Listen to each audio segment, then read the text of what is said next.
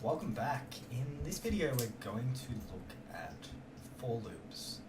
So we'll start by looking at the flow diagram for a for loop, and then we'll have a look at an example, and then we will try a whole heap of different examples. So to start off with, we see this flow diagram here, and it looks similar to our while loop, except for we've got two new things here. We've got this initialization and this update here. So what this does is basically it allows us to do some loop, but we can update some variable at the same time just before we check the condition again. And this initialization allows us to set the initial value of some variable or variables before we start looping. So the syntax for this is going to be for, and we have our initialization, so something here, then a semicolon, then the condition, then a semicolon, and then the update. Okay, so this is going to be A, this is going to be B, and this is going to be C. So basically we come from some point in our code, we come in, it does this initialization first, okay, then it goes and checks the condition second. Then, if that condition is true, we'll assume it is, then it'll come down here and do the statements. After it's finished the statements, it will come back and do the update, and then it will check the condition again. If that's still true, it will go back down here, do the loop again, and then come back up here. So with this, we see that, sorry, let me just get rid of this. We see that we come in, go over here, go into here, if true, okay? We come back up to C, and then we go to B. And you can see that there is a loop right here, okay? You can see this looping pattern here. You can see that A is only ever executed once, okay? So it doesn't execute anymore.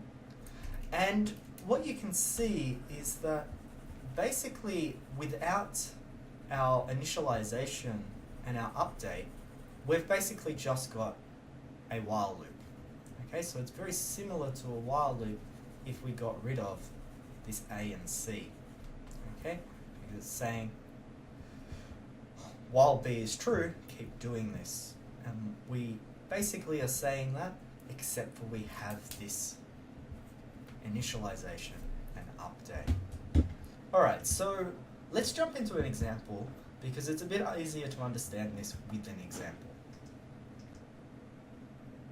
Alright, so here we've got a small bit of code, and this is going to be our example, and I've drawn it in both the flow diagram and I've got the code here. So first thing to note is we're printing A's inside the loop. So however many times this loops, we should see different A's. Okay, so if it loops 5 times, we should see 5 A's, and so on. And we should only print B out once because this is at the end. So we first have to declare what we call as the iteration variable, which is our I variable. Okay, we will have other names for these a little bit later if we have nested for loops and stuff like that, but for single for loops, most of the time you're just going to use a variable, and if you use I, everyone will understand what you're talking about. Now if you've already declared it beforehand and you're going to use another for loop, that's perfectly fine. Okay, you don't need to create a new variable. So we start with declaring I. Okay, so we start here. Now at this moment it's uninitialized, it's just got some random value in it, whatever was in memory beforehand. Then we come to this line here, and this is where we need to remember which one of these three comes first. And we know it's the initialization. And all this says is we want to set I to 0. Now you can have more complex initializations with multiple variables and a whole heap of different things in here, but we want to keep it simple, and for most of our examples you're only going to see it setting one variable.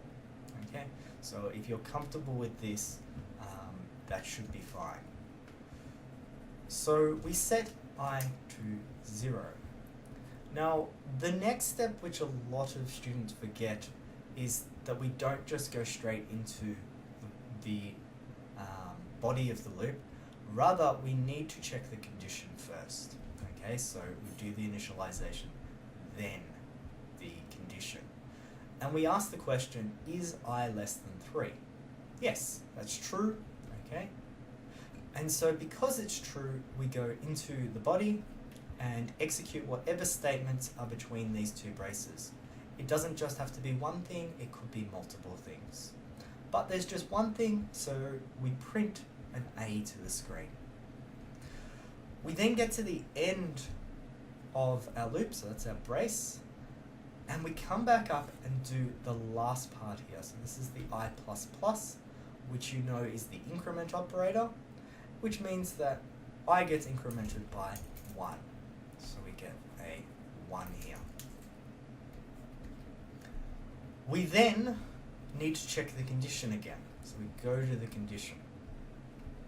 Okay. We check, is 1 less than 3? Yep, that's true. So we go in and we print an A again. We get to the end of the loop and we come back up and I++, so we are going to increment that by 1, so we get a 2. We need to check the condition again. Is 2 less than 3? Yes. So this is going to print out A.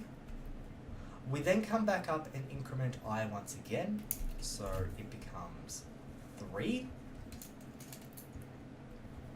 Then we go and have a look at our condition. Is 3 less than 3? No, that's false. Okay. So because that's false, we exit our loop and we go and print B. So you can see here how the for loop works. You need to be careful about thinking about the ordering of this. And with this, what you would have seen is that we started at 0, went up to 2, and stopped at 3. Okay? So if you want to repeat something 5 times, you'd leave it at 0 and change that to 5. Now a common mistake is when students use less than or equals, because this would do 6 times. Now, if you want to use less than or equals, you could write something like I starts at 1 and I is less than or equal to 5. However, I recommend you not to do that, because when we get to arrays, we're going to be starting everything at 0. So if you get in the habit of starting from 0 here, for very basic loops that you just want to iterate a certain amount of times, it will make it easier later on than getting used to this, which will be hard later. Okay? So if you wanted to repeat this 80 times, you just change that 3 to an 80. Okay? This doesn't have to be a literal as well, it could be a variable if you don't know how many times to repeat. So now we're going to have a look at some quick examples where we change some stuff around. So here what I've got is a whole bunch of different for loops, and all I'm changing in the first 4 is the initial, the condition, and the update. The last one is a little bit different, and we'll talk about that when we get to it.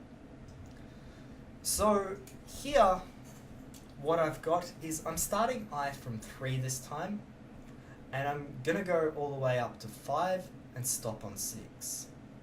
So here we're printing out the values of I. So we start with 3, We check is 3 less than 6, it is, so we go in and we print that 3. Come back up, we increment that 3, so now we've got 4. Is 4 less than 6? It is, so we come in and we print that 4. We go back up, increment our I, we have 5. 5 is less than 6, so we print that 5. Come back up, increment this once again, so we get 6. Is 6 less than 6? No, so we exit. So this here would print 3, 4, 5. Okay, it starts at 3, it ends at 5, and it stops at 6. Okay, so it will never iterate on 6. Let's have a look at this example here. So we're going to start at 6 and we're going to continue while I is greater than 3. So I is 6. Is 6 greater than 3? Yes. So we go in and we print 6. Now this time instead of incrementing, I'm decrementing. So this would become 5. Now, is 5 greater than 3? Yep. So we go in and we print out that 5. Go back up, decrement by 1, so we get 4. Is 4 greater than 3? Yep. So we go in and we print out that 4. Go back up, decrement our I, and we get 3. Is 3 greater than 3? No. So you can see here, we can count backwards as well. We just need to be careful with our relational operator here, that we're using greater than if we're counting down, and we use less than if we're counting up. And so you can see this mistake in this next example. Alright, so we have a look at this next example. So I starts at 0. We ask the question, remembering that we go to this part next before we enter the loop. And we ask, is 0 greater than 3? That's false, and so we exit and the loop will never be executed. Okay? So keep that in mind, alright? That you need to be careful here, because if that's false, it will never be executed. It's not like a do-while loop which will execute once. It will always check that condition before entering the loop. The next one here, we've updated the update. So with your for loop, you don't always have to count up by 1. You can count up by whatever you like.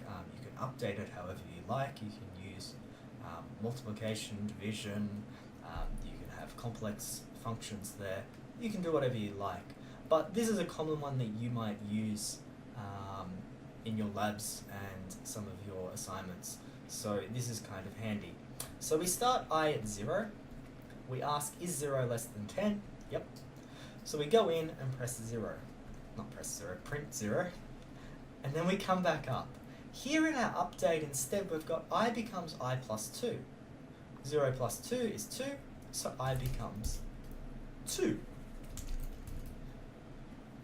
Is 2 less than 10? Yep. So we go in and we print that 2. Go back up. I becomes I plus 2, so we've got 2 plus 2, which is 4. So I becomes 4. We ask the question, is 4 less than 10? Yep. So we go in and we print that 4. We go back up and we have I plus 2, which is 4 plus 2, which is 6. So we store the 6 in I. And then we ask the question, is 6 less than 10? Yes. So we go in and we print that 6. Then go up. We add 6 with 2 and store in I, so we get 8. And then we ask, is 8 less than 10? It is, so we go in and we print that 8. We go back up and we've got 8 plus 2, which is 10. We store that 10. And then we ask, is 10 less than 10? No. So we stop. So you can see here, this is just counting up by 2. So you could change this to 3, you could change this to 8, you could change this to whatever you like, so that you skip over particular numbers. Now, the last example is a little bit more difficult, and this shows that your updates, your initialization, and your conditions can be more complex. Your condition just needs to result in a number, okay? remembering that true is any number other than 0, and 0 is false.